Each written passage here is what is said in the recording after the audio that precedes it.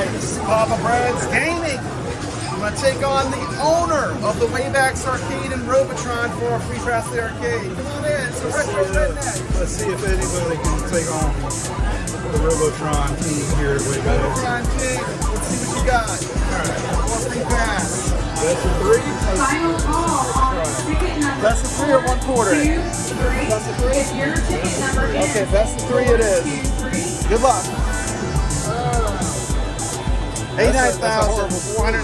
That's a retro redneck. Come check him out on YouTube. He's got a YouTube channel. Yes, Papa Brad can do.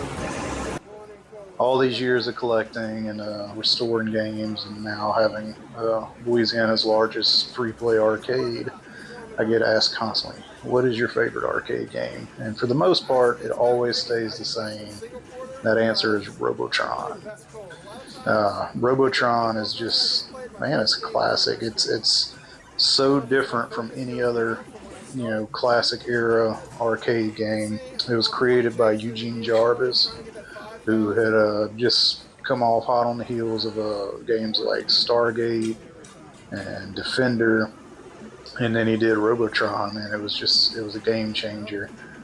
Now Robotron is different because you kind of have different objectives, right? So you're the aptly named Robotron hero, and what he was a human that had a genetic defect that the robots couldn't program him. So he's basically like a mutant, right?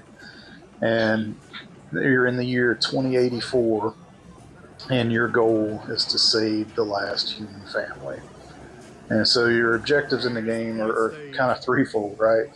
So you're fighting against all these evil robots, the Robotrons, and so you start off in the middle, and it's just chaos from the beginning. You get like 1 to 2 seconds to kind of get a quick glance at what's going on, everybody's position on the screen before the action starts. So you have to balance running away, shooting the robots, and saving the people. And it's a very risk-reward based gameplay, and it's split-second decisions, and so it's extremely fast-paced. Eugene Jarvis, he was heavily inspired by the game Berserk, which is another favorite of mine. Me and my brothers, we had it on Atari 2600. We probably played Berserk and Frogger more than any other game, maybe Commando. But anyway, the thing with Berserk, which it's a great game, I love Berserk, you're in this maze and you're a guy and you're shooting robots, so you see the similarities, right? But with Berserk, you have a joystick and a button. And if you push the button, nothing happens unless your joystick is moved in a certain direction. You push the button and he shoots in that direction. Now if you're moving in a direction, you just hold down the button and then he will shoot no matter where you move the joystick, but your guy won't move. And so you have to really weigh the options of risk reward there. Like, if I stop here to shoot that robot, is another robot's bullet going to come down and get me? And so Jarvis, he liked the game, he liked it a lot, but he thought it could be better. And he had just happened to be in a car accident about the same time, messed up his right hand, so he couldn't really push the buttons. His hand was in a cast, right? And so what he came up with is, wouldn't it be better if your left joystick moved the player around and your right joystick shot the bullets wherever you wanted? And what that did is it made it so much more accurate, so much more fast-paced. And I think that's what I really like about the game, is you could play it 100 times, it's never going to be exactly the same. But yeah, so the levels just get progressively harder. There's so many enemies on the screen. It quickly devolves into chaos, and I love it. I love it. It's one of my favorite games.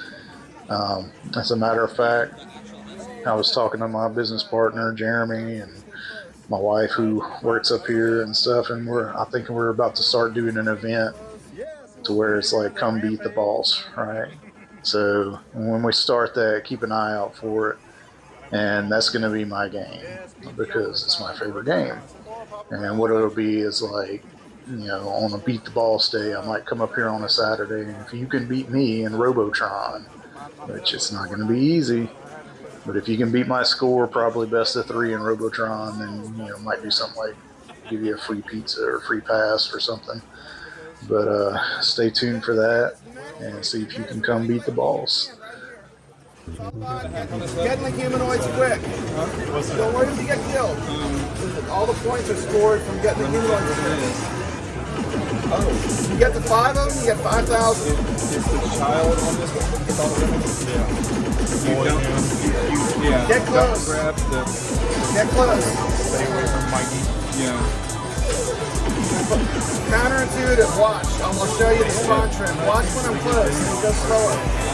See that? If I was across the board, they'd be flying super fast. Get the humanoids. Because they all focus on Mikey. So once you get Mikey, they're focused on you. Get the humanoids. 100,000 point game. And you kind of do the yeah, on the stage. Get the humanoids. Just go for the people. Go for the people. Go for the people before they spawn. Always go for the people first. 141,000. Now it's just survival. Look for openings. Visualize Look for up to openings. the Lots of stage. holes. And if you lose 3 here, you're done. Lots of openings. Still going. You need to have at least 4 or 5 after that stage.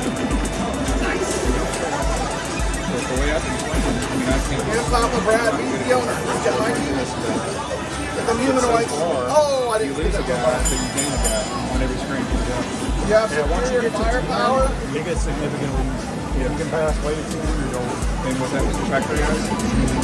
Yeah, that's it. Oh, come Factory on. guys.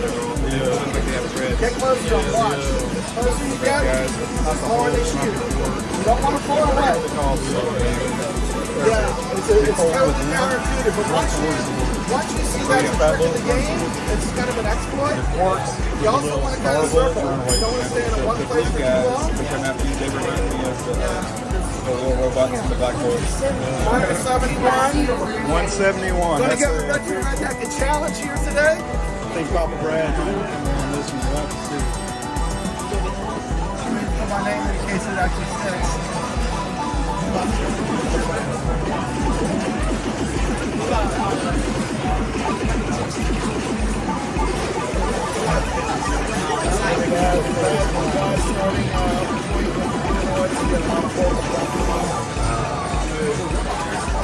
Papa Brad got me.